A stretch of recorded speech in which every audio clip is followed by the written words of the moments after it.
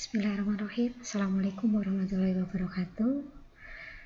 Semoga tetap sehat, tetap semangat, calon pelawat hebat ya.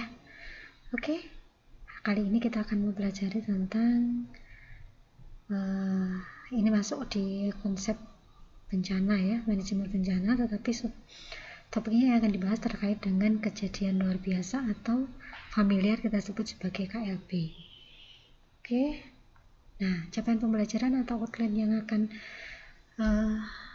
kita dapatkan setelah selesai nanti mengikuti perkuliahan ini, diharapkan Anda memahami terkait dengan definisi dari KLB ya, kemudian penyakit-penyakit yang menimbulkan wabah ataupun KLB, kemudian kriteria penetapan dari KLB itu sendiri, bagaimana melakukan penyelidikan dan deteksi dini dari KLB, dan yang terakhir nanti mampu mengetahui tentang bagaimana penanggulangan KLB. Baiklah, kita langsung ke definisi dari KLB atau kejadian luar biasa. Ini kalau kita lihat dari peraturan Menteri Kesehatan ya, KLB disebut sebagai timbulnya atau meningkatnya kejadian kesakitan dan atau kematian yang bermakna secara epidemiologis di dalam rentang waktu tertentu ya, kemudian di daerah tertentu ya, dan kemudian ini juga bisa menjurus pada terjadinya wabah. Ini merupakan batasan definisi dari KLB. Nah, kalau wabah, apa yang disebut dengan wabah atau definisi dari wabah, merupakan penyakit menular ya, di mana ini terjangkit di masyarakat yang jumlah penderitanya terus meningkat secara nyata melebihi dari keadaan yang lazim. Jadi terjadi peningkatan secara nyata, secara berlebih dari kondisi yang lazim pada kurun waktu tertentu di daerah tertentu, dan ini bisa menimbulkan terjadinya bencana atau malapetaka. Ini kalau kita sitik dari Undang-Undang Nomor 4 Tahun 1984 terkait dengan definisi dari wabah. Oke, kalau begitu apakah wabah dengan KLB itu akan sama? Jadi begini ya, sesuatu disebut wabah apabila nanti mencakup suatu jumlah kasusnya besar. Nah, jumlah kasusnya harus besar, cakupan daerahnya luas, waktunya lebih lama, kemudian dampak yang ditimbulkan lebih berat. Ini rambu-rambu dari wabah ya, jumlah yang besar, cakupan wilayahnya atau daerahnya luas, waktu terjadinya lebih lama, dan dampak yang ditimbulkan lebih berat. Nah, ini jenis-jenis penyakit yang bisa menyebabkan terjadinya wabah, terutama di Indonesia ya, mulai dari kolera, adanya BAS, kemudian DHF ya, campak, polio, difteri, pertusis, rabies, malaria ya, H5N1, antraks, leptospirosis, hepatitis, meningitis ya, chikungunya, sama yang sekarang ini adalah kaitannya dengan coronavirus. Nah, ini bisa menyebabkan terjadinya wabah. Nah, apakah kemudian bisa serta-merta di sebuah wilayah itu disebut terjadi KLB gitu ya? Nah, ini ada kriteria yang di situ dari Dirjen PPM dan PLP ya, nomornya tercantum di sini ini, bahwa ada penetapan kriteria sebuah wilayah itu bisa nanti disebut sebagai KLB. Yang pertama, timbulnya suatu penyakit menular tertentu di mana sebelumnya tidak ada dan tidak dikenal di suatu wilayah, kemudian muncul di sana. Yang kedua, munculnya angka kesakitan secara terus-menerus selama kurun waktu ya, selama 3 kurun waktu dalam jam, hari, atau minggu berturut-turut. Kemudian terjadinya peningkatan kesakitan 2 kali atau lebih dibandingkan dengan periode sebelumnya.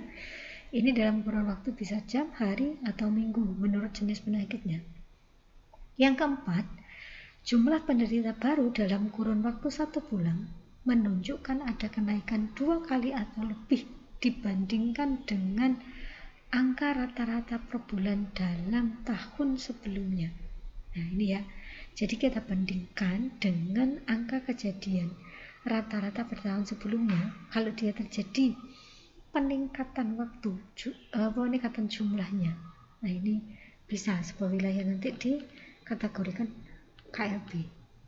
Berikutnya, rata-rata jumlah kejadian kesakitan per bulan dalam kurun waktu 1 tahun menunjukkan ada peningkatan 2 kali atau lebih dibandingkan dengan tahun sebelumnya. Jadi ini seperti penelitian yang cohort ya, ke belakang, jadi dilihat lagi. Kemudian angka kematian kasus suatu penyakit atau case fatality dalam kurun waktu tertentu menunjukkan ada kenaikan 50% atau lebih dengan angka kematian kasus. Nah ini angka kematiannya lebih tinggi, 50% atau lebih.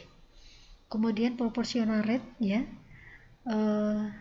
juga menunjukkan ada kenaikan 2 kali atau lebih dibandingkan dengan satu periode sebelumnya di dalam kurun waktu yang sama.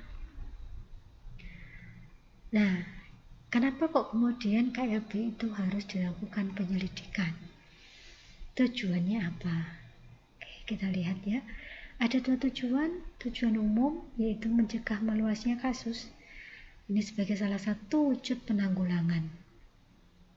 Kalau segera ditangani, otomatis dampaknya tidak akan meluas.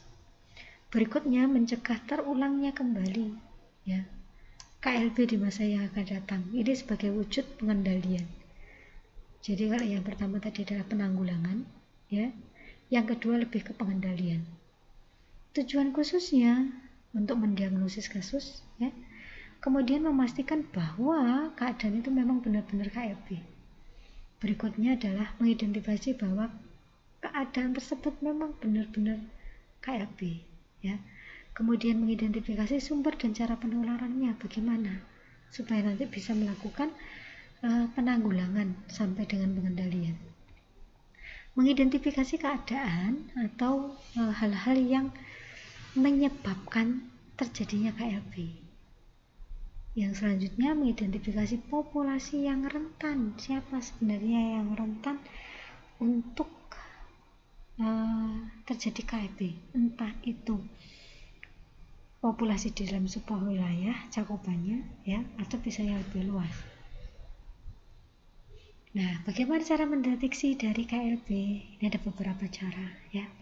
Yang pertama, mengidentifikasi kasus yang berpotensi KLB. Jadi dari penyakit-penyakit tadi kemudian bisa dilihat, oh ini kok trennya semakin bulan ya, semakin tahun kok selalu terjadi peningkatan. Nah ini nanti bisa berisiko untuk berpotensi KLB. Berikutnya adalah pemantauan wilayah setempat penyakit. Jadi di wilayah itu kalau misalkan ada penyakit berpotensi KLB, itu harus dipantau. Dalam bentuk ini adalah melakukan pengendalian supaya tidak kemudian terjadi KLB. Jadi sebelum terjadi KLB sudah dikendalikan. Berikutnya adalah penyelidikan dugaan KLB. Ini bisa dilakukan dengan berbagai cara ya.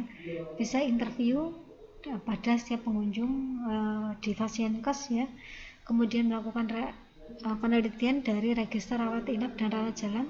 Apakah terjadi tren peningkatan kasus? Kemudian juga bisa melakukan interview atau wawancara pada tokoh masyarakat, bisa kepala desa ya, tokoh yang berpengaruh di masyarakat yang dia punya kompetensi untuk mengetahui bahwa kondisi di wilayah tersebut.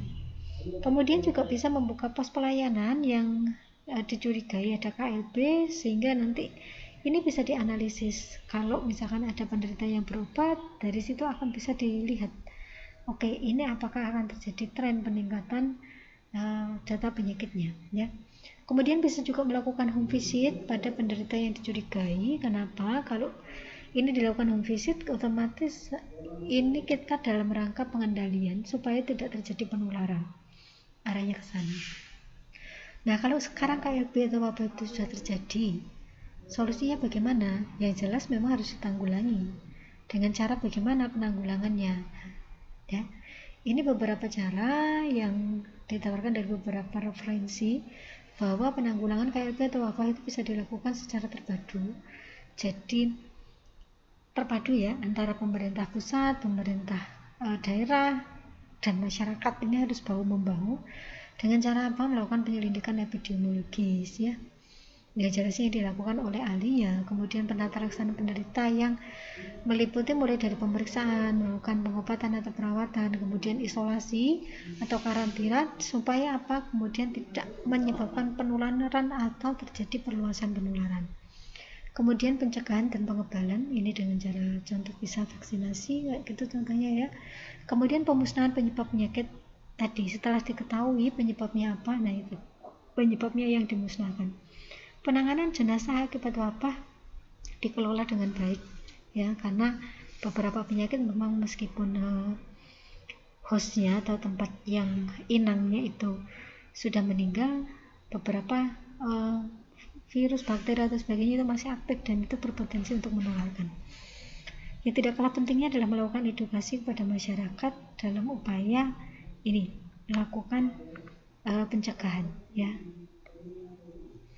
Oke, berikutnya upaya penanggulangannya bisa dilakukan kalau memang sudah terjadi sekolah diliburkan sementara waktu, kemudian menutup fasilitas umum juga untuk sementara waktu, kemudian melakukan pengamatan secara intensif ya, atau melakukan surveillance, kemudian evaluasi upaya penanggulangan secara keseluruhan. Nah, ini bisa dilakukan secara lintas sektor ya, tidak hanya di sisi kesehatan saja. Nah, ini contoh ada kasus misalkan seperti ini. Ada KLB dengan jumlah kasusnya terjadi pada 50 orang ya. Terjadi pada 50 orang, di mana dari 50 orang ini diketahui semuanya 50 orang ini mengalami demam. Kemudian 48-nya mengalami nyeri sendi. Kemudian 45-nya mengalami diare. Nah, kalau kita distribusikan nanti posisinya seperti ini. Panas, jumlah kasusnya 50. Ya, ternyata tadi KFB terjadi pada 50 orang, berarti jumlahnya dia 100%. Kemudian ini 48 ya, 48 dari 50 sehingga ketemu 96%.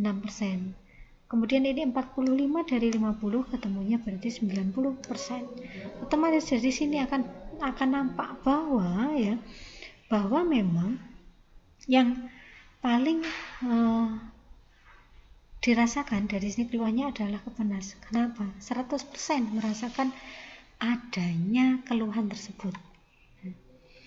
Ini contoh berikutnya juga, misalkan di suatu wilayah ya terjadi KLB, kemudian KLB-nya adalah berupa keracunan makanan, kemudian hasil identifikasinya ditemukan seperti ini.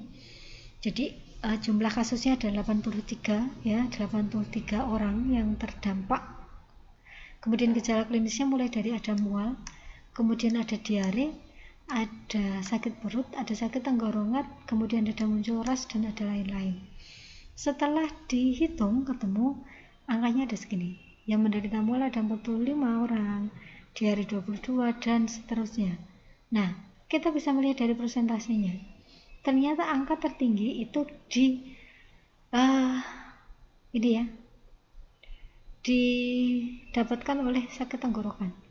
Ternyata dari keracunan makanan itu 77,2% yang mengalami sakit tenggorokan. Kemudian yang kedua adalah mual, yang ketiga muncul diare, kemudian yang keempat munculnya ras, yang kelima ada keluhan lainnya, kemudian yang keenam adalah sakit perut.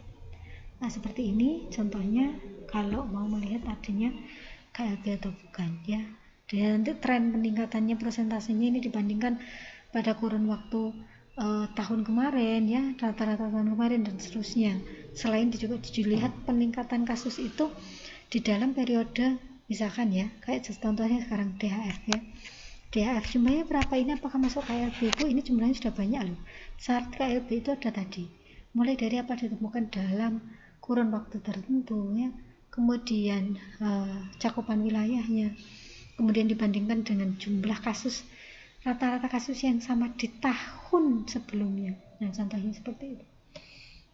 Oke, ini yang mungkin bisa saya sampaikan terkait dengan kejadian luar biasa atau KLB. Semoga sedikit informasi ini bisa bermanfaat untuk semuanya. Oke, wabillahi taufiq wal hidayah. Wassalamualaikum warahmatullahi wabarakatuh. Salam hebat, perawat hebat.